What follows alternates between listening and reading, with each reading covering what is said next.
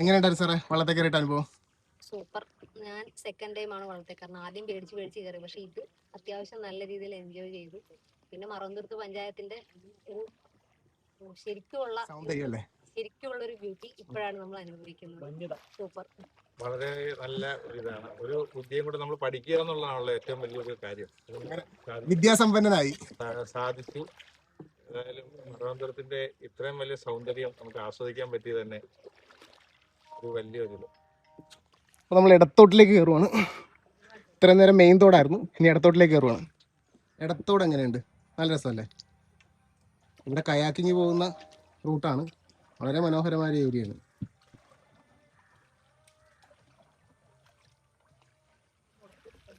മറവന്തുരുത്ത് ഗ്രാമപഞ്ചായത്തിൽ നിന്നും മാലിന്യ പ്രശ്നം ഉണ്ടെന്ന റിപ്പോർട്ടിന്റെ അടിസ്ഥാനത്തിൽ ഫീൽഡ് പരിശോധിക്കുന്നതിന് വേണ്ടിയിട്ട് സെക്ഷൻ ക്ലർക്കും സീനിയർ ക്ലർക്കും അസിസ്റ്റന്റ് സെക്രട്ടറിയും കൂടി. അസിസ്റ്റന്റ് സെക്രട്ടറി ആണ് വള്ളത്തിന്റെ അമരക്കാരൻ.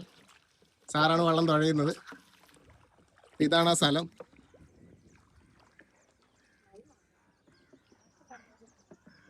നല്ല ഭംഗിയുള്ള പ്രദേശമാണ്.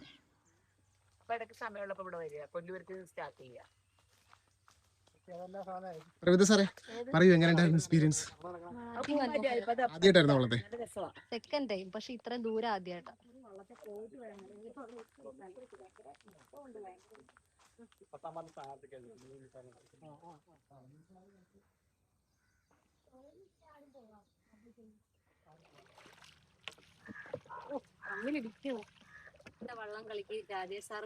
ഞാൻ തുഴഞ്ഞുകൊണ്ടിരുന്ന കഴുക്കോലായിരുന്നു. ഒരു ബലം പിടിച്ചപ്പോൾ ഒടിഞ്ഞു പോയി. ആ ഒടിഞ്ഞ പീസാണ് സാറിന്റെ കയ്യിൽ ഇരിക്കുന്നത്.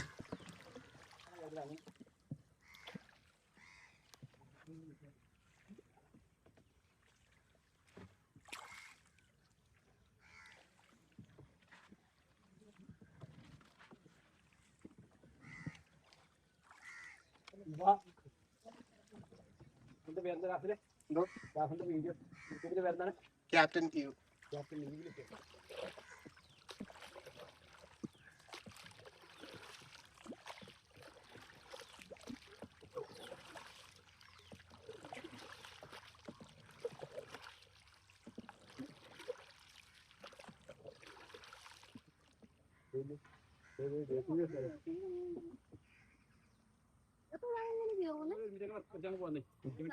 അത് മാത്രം അവരോട് ചെയ്യാൻ പറഞ്ഞാൽ നമ്മൾ എന്തായാലും ചെയ്യേണ്ടി വരില്ല. രാജേഷിന് ആ ഒരു ആശയത്ത് വിട്ടിട്ടില്ലല്ലേ? ആ ഒരു ഇത് വിട്ടിട്ടില്ല. അല്ല ഞാനോടത്തല്ലേ പണ്ടുള്ളവരെ ഇവിടെ അങ്ങനെയല്ല സാറേ, ഇത് കടവൊന്നും ഇല്ലല്ലോ. കഴുക്കോലൊടിഞ്ഞു പോയതുകൊണ്ടേ പങ്കായിട്ടങ്ങ് ഉപയോഗിക്കാന്ന് വെച്ച് കണ്ടുപിടിക്കുക.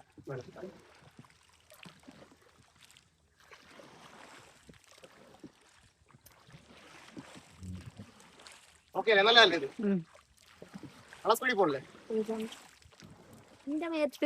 ഇത്തിരി വെള്ളം വരും, കുഴപ്പമില്ല.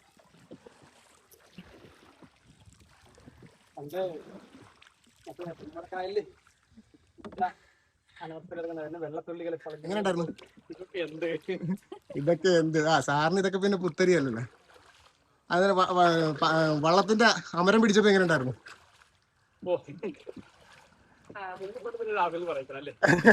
സാറ് പറയുന്നേ കേക്കട്ടെ. ഓക്കെ, ഇതൊക്കെ മേലെ കിടന്നവനാണ് തോമസ് ജോസഫ്. K Joseph.